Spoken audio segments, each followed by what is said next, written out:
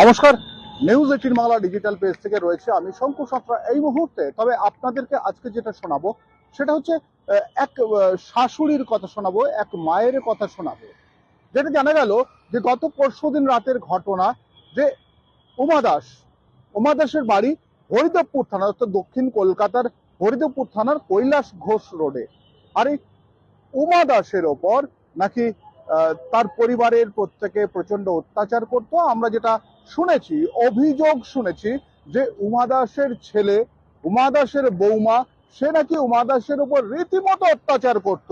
এবং সে অত্যাচারের মূল কারণ, উমা দাস তার এক দেওরের মেয়েকে সে একটু ভালোবাসতো, সেটাই নাকি তার অপরাধ ছিল। উমা দাস সবাইকে নিয়ে চলতে চাইতো, সেটাই নাকি তার অপরাধ ছিল। তবে গত পরশুদিন যে ঘটনাটা ঘটেছে তাতে কিন্তু সবাই বেশ চমকে গেছে একটাই কারণে, সেটা হচ্ছে উমা দাসকে বিকেল বেলা সবাই দেখেছে এবং উমা দাস সবাইয়ের সঙ্গে যেরকম প্রতিদিন কথাবার্তা বলে সেরকম কথাবার্তা বলেছে। 52 বছর বয়সী এই মহিলা, তিনি প্রত্যেকের সঙ্গে ঠিকঠাক কথা বলেছেন। হঠাৎ করে সন্ধ্যার পরে তার আর কোনো খোঁজ পাওয়া যায়নি। খোঁজ যখন না পাওয়া গেছে তখন পরে সবাই যখন খোঁজ নিয়ে দেখেছে যে উমা দাসের দেহ পড়ে রয়েছে বাড়ির মধ্যে কুয়োতে। আর সে কুয়োতে তার দেহ গেল কেন, কি করে গেল, সেটা নিয়ে কিন্তু বড় হইচই পড়ে যায় চারদিকে। তারপর হরিদেবপুর থানায় খবর যায়, হরিদেবপুর থানায় পুলিশ আসে, তাকে ওখান থেকে উদ্ধার করা হয়। কিন্তু উমা দাসকে জ্যান্ত অবস্থায় আর উদ্ধার করা যায়নি, তাকে উদ্ধার করা হয়েছে কিন্তু সম্পূর্ণ মৃত অবস্থায় বলে যতটুকু আমরা জানতে পেরেছি। তারপর এলাকার মানুষজন থেকে আরম্ভ করে সবাই ক্ষোভে ফেটে পড়েন। 123 নম্বর ওয়ার্ড কলকাতা কর্পোরেশনের সেখানকার যিনি কাউন্সিলর, তিনিও পর্যন্ত চলে আসেন। সেখানে আসার পর তাকে ঘিরেও কিন্তু মানুষজন রীতিমতো কিন্তু মানুষজন কিন্তু ক্ষোভ দেখাতে শুরু করেন। আমি একটু প্রথমে ক্ষোভ দেখানো নয়, আমরা প্রথমে একটু শুনিয়ে নেব যে উমা দাসের প্রতিবেশী থেকে আরম্ভ করে তারা কি অভিযোগ জানাচ্ছিলেন সে সময়। একটু যদি আপনাদের শোনায় নিঃসন্দেহে বুঝতে পারবেন, জানতেও পারবেন। যদি দেখেন, একটু দেখাচ্ছি, শুনুন। আমাকে জানালো যে এরকম পাথুয়ায় পড়ে আমার জামা মারা গেছে। ঠিক আছে, মারা গেছে তো ঠিক আছে, কিন্তু জাম্মাকে প্রতিনিয়ত টর্চার করা হতো, মেন্টালি টর্চার করা হতো। জাম্মাকে ইভেন আমার জাম্মার ছেলে, জাম্মার বৌমা এবং জাম্মার স্বামী এবং ছেলে দুজনে কেউ জাম্মার সাথে কথা বলতো না।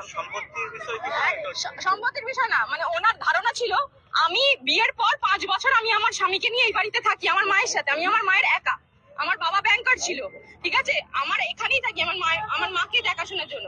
সুতরাং ওদের ধারণা হচ্ছে, আমার দাদা এবং আমার দাদার বৌদির ধারণা হচ্ছে যে ওর মা, মানে যে মারা গেছে, যে জ্যাম্মা, পুরোপুরি ভালোবাসাটা নাকি আমাদের বাসতো, আমাকে এবং আমার স্বামীকে। হ্যাঁ, এবং আমার বাড়িতে আরো একজন থাকতো, তার নিজের ভাইয়ের ছোট ছেলে, তাকে নাকি, এই 3 জনকে নাকি ভালোবাসতো। সুতরাং ওদেরকে ভালোবাসতো না। এই হচ্ছে মানে ঝামেলার মূল কারণ। যখন আমরা বেরিয়ে যেতাম, আমি এবং আমার হাজবেন্ড কর্মসূত্রে বেরিয়ে যেতাম, আমার মাকে প্রতিনিয়ত টর্চার করতো। টর্চার যখন পুরো চূড়ান্তে উঠে যায়, টর্চারের কারণ হচ্ছে আমার বর কেন আমার বর কেন এই করে না, আমার বর কেন ওই করে না। আপনারা নিঃসন্দেহে বুঝতেই পারছেন যে এখানে কিন্তু এলাকার মানুষজন এবং যে মেয়েটিকে ভালোবাসতো সেই মেয়েটি বারবার ধরে বলছিল ছেলে, অর্থাৎ বৃদ্ধার যে ছেলে ছিলেন, অর্থাৎ 52 বছর বয়সী মহিলা উমা দাসের যে ছেলে ছিল, সে পর্যন্ত তার মাকে রীতিমতো শাসন করত, মার উপর অত্যাচার করত, এবং তার যে স্ত্রী ছিল সে পর্যন্ত নাকি সাংঘাতিক অত্যাচার করতো মহিলার উপর। আর যার ফলে মহিলা খুব দুঃখী ছিল।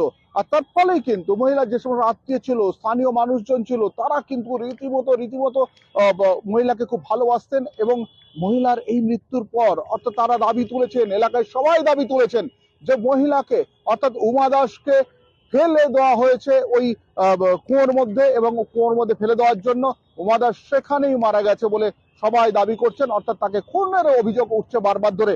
তবে আমরা দেখেছিলাম যে সে সময় কিন্তু ওখানে উপস্থিত হয়েছিলেন স্থানীয় যিনি কাউন্সিলর, তিনিও উপস্থিত হয়েছিলেন। সেই কাউন্সিলর সে সময় কি বলেছিলেন আমরা একটু শোনাবো আপনাদের। সুদীপ পল্লে, 123 নম্বর ওয়ার্ডের কাউন্সিলর কি বলেছিলেন? কি বলবেন? আমি রাত 10টার সময় শুনেছি এরকম ঘটনা একটা ঘটেছে, ওই বডি পাওয়া গেছে। তারপরে পুলিশকে আমাকে পাড়ার ছেলেরা বলতে আমি খবর দিই। আমি একটু বাইরে ছিলাম, আমি রাত্রি 11:30টার সময় ফিরেছি। তারপরে শুনলাম যে মানুষ খুব ক্ষুব্ধ, বডি বের করতে দিচ্ছে না এবং ওদের বাড়ির যাদের তাদের অ্যারেস্ট করবার একটা দাবি জানাচ্ছে। আমি নিজে এসে পুলিশকে দিয়ে বাড়ির প্রত্যেকটা সদস্যকে অ্যারেস্ট করিয়েছি, বডিও পুলিশের হ্যান্ড ওভার করেছি। এরপরে পোস্টমর্টেম হবে, পোস্টমর্টেমের রিপোর্টে যা কেউ দোষী হলে যা হবে তাদের শাস্তি ব্যবস্থা রাজ্য সরকার বা আইন যা ব্যবস্থা হবে। বাড়ির লোকদের বক্তব্য কি বুঝলেন আপনি? বাড়ির লোকেদের বক্তব্য আমরা শুনবো কেন? তাদের বিরুদ্ধেই তো ক্ষোভ মানুষের। এটা যেরকম দেখলেন, তারপরে কিন্তু আর একটা জিনিস আপনাদের দেখাবো, যেটা হচ্ছে মানুষের ক্ষোভ।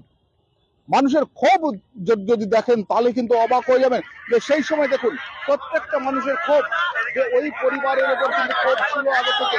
দেখুন